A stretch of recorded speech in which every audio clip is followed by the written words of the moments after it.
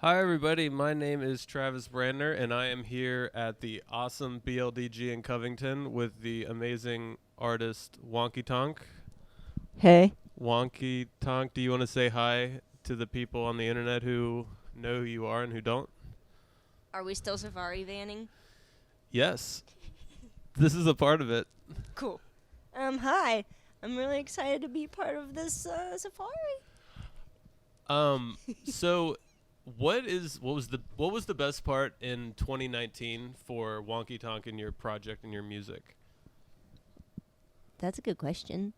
The best part for Wonky Tonk In 2019. in 2019 was having a record that I couldn't put out. Why couldn't you put it out? Some drama, creative process drama, but it wasn't supposed to come out yet. It was kind of that beautiful surrender to what is and the stuff that I've created in the meantime. Like that just had to get out of the way, and it's super cool that that's going to be sort of retroactively in the world, and it's going to be at the exact moment it needs to be. Well, I would like to hear this album, and I'm sure a lot of the people watching this would like to hear it. So when are we going to be able to listen to that? April 2020. April 2020. So I guess we'll just have to be in suspense for 5 months. At least for Lessons and Lovers, but there'll be a lot of other material siphoning through the time in between. Let's see. So one of the things I like about your project is when people want to know who you are, they can go on YouTube, and you have quite a few music videos put out. What does it mean to you to have all those music videos out? What was the process like, and why do you have so many music videos when it seems like other local artists don't have as many? There are a variety of reasons. One, I think primarily is that I work in the industry, and so I know folks. And when you're working in a commercial industry, when you get an opportunity to use your skills in a creative way outside of like a corporate narrative, people get really jazzed about that and want to create outside of work with their gifts.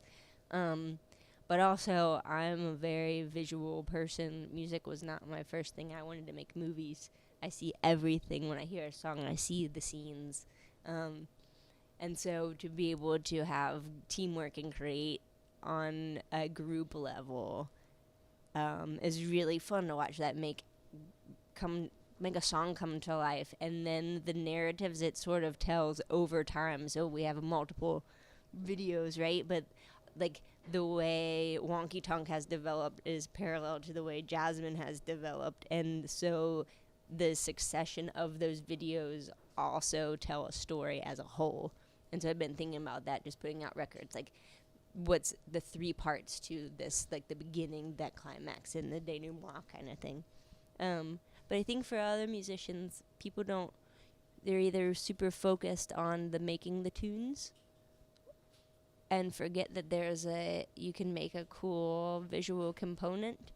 Some people will think they don't ever, it's just like sometimes I guess maybe an afterthought, I would say, for most musicians, and you just have to think about it and go do it with an iPhone even. It's like, it's what I do, is just capture everything and stick it out there and move on. Well, I have nothing but like props and respect to you for having so many music videos because first of all, we live in a music video world right now. This is going to be on YouTube. We watch YouTube on our phone. YouTube is arguably more important than cable television right now, and just good job for doing all that. Can't wait to see the next one. So you live in Northern Kentucky. I think the Northern Kentucky scene and the Cincinnati scene are kind of like one and the same. What's your favorite part about the Cincinnati music scene and the Northern Kentucky music scene?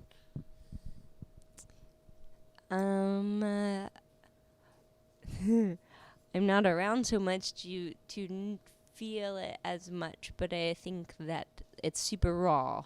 I love that about both sides of the river, and the music and the approach to what they're doing. It's very, very raw. Um, and most of the time that translates to real. But I think we've got a lot of venues.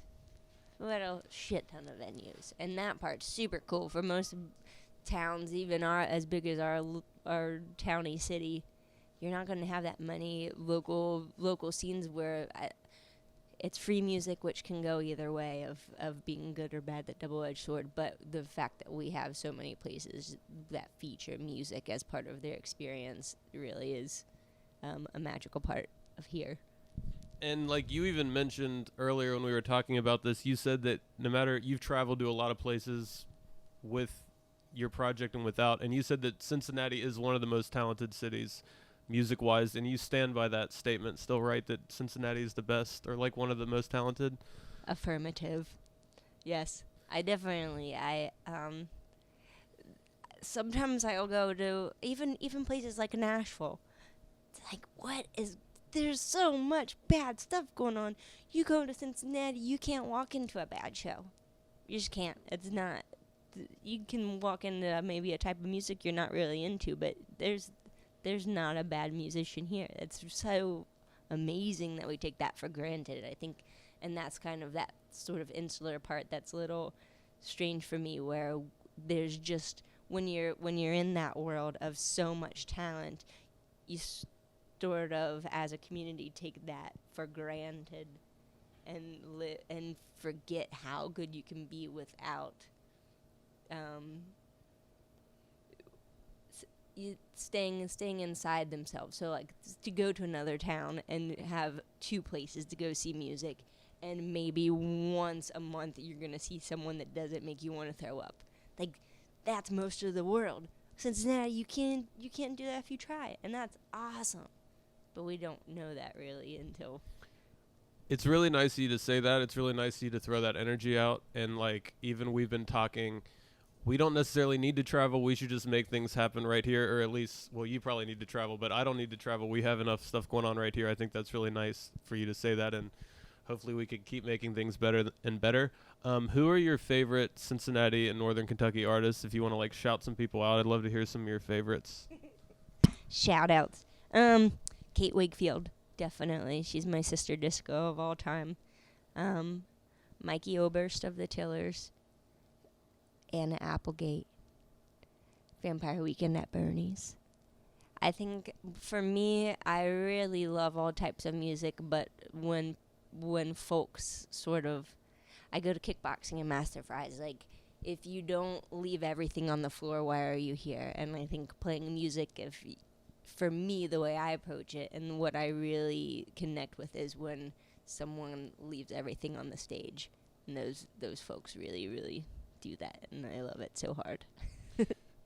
Anything you want to say, some motivational words to the people at YouTube watching this before we wrap it up? YouTube. Love wins. That's what I gotta say.